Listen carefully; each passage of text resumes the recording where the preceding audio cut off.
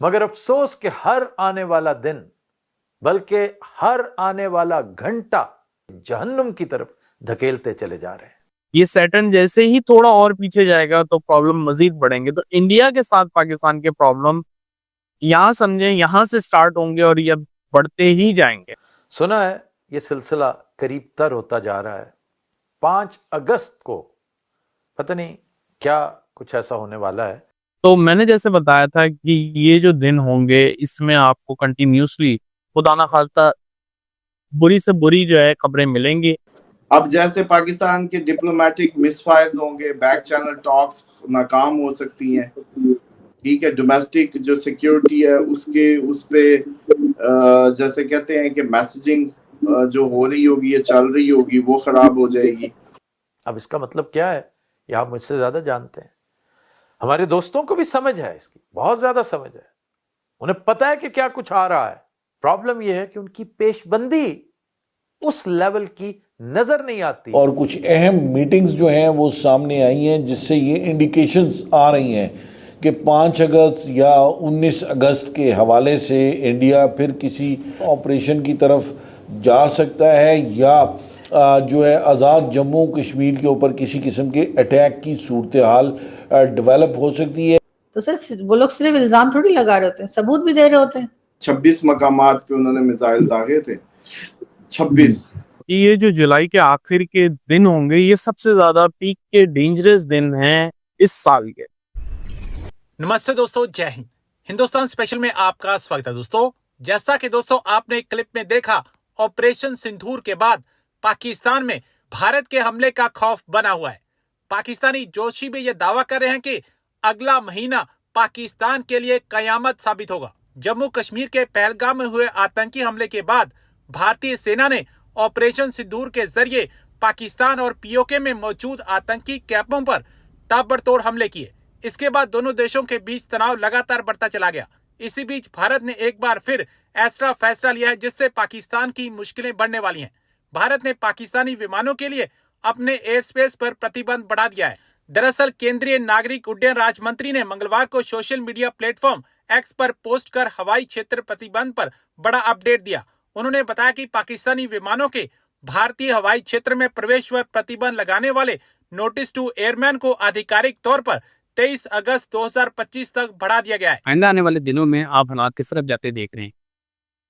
जी, India Pakistan को तो अगर आप देखते हैं दानिश भाई, तो मैंने आपको बोला है ये मसले मसाइल अभी पाकिस्तान को दरपेश रहेंगे, लेकिन खुदा ना खास्ता अगर इंडिया ने पानी छोड़ा तो पाकिस्तान के लिए बहुत बड़े मसले हो जाएंगे, क्योंकि पाकिस्तान के सब थोड़ा सेंसिटिव पॉइंट पे जो सैटर्न है ना ट्रांजिट कर रहा, ये सैटर्न जैसे ही थोड़ा और पीछे जाएगा तो प्रॉब्लम मजीद बढ़ेंगे। तो इंडिया के साथ पाकिस्तान के प्रॉब्लम यहाँ समझे, यहाँ से स्टार्ट होंगे और ये बढ़ते ही जाएंगे। तो मैंने जैसे बताया था कि ये जो दिन होंगे इसमें आपको कंटिन्यूसली खुदा ना खास्ता बुरी से बुरी जो है खबरें मिलेंगी और ये भी पॉसिबल है कि आपको, जैसे मैंने बताया, जंगों के मामलात ये मजीद बढ़ते हुए नजर आए। तो आई होप ऐसा ना हो। और ये जो आपने सीरिया की बात की है, मैंने कहा है आपको कि इसराइल सुकून से नहीं बैठेगा, वो एक के बाद एक के साथ महाज चला के ही रखेगा। तो इसराइल के लिए अभी जो आने वाला टाइम है वो ज़रा डिफरेंट होगा। इसराइल के साथ जो मामलात हैं मुझे ऐसा लगता है कि ज़रा ये टेढ़े ही होंगे और इंशाल्लाह 1-2 वीडियो के बाद मैं नेतन्याहू के बर्थ चार्ट के ऊपर रीडिंग की हुई है, उनका भी डिस्कशन करेंगे कि आने वाले दिन नेतन्याहू के लिए कैसे होंगे। तो मुझे ये ऐसा लगता है कि ये ऑलमोस्ट जो जंगों का एक महाज है ये इस टाइम पीरियड में ज़्यादा ही एक्टिवेट होता हुआ नजर आएगा। तो सर वो लोग सिर्फ इल्जाम थोड़ी लगा रहे होते हैं, सबूत भी दे रहे होते हैं।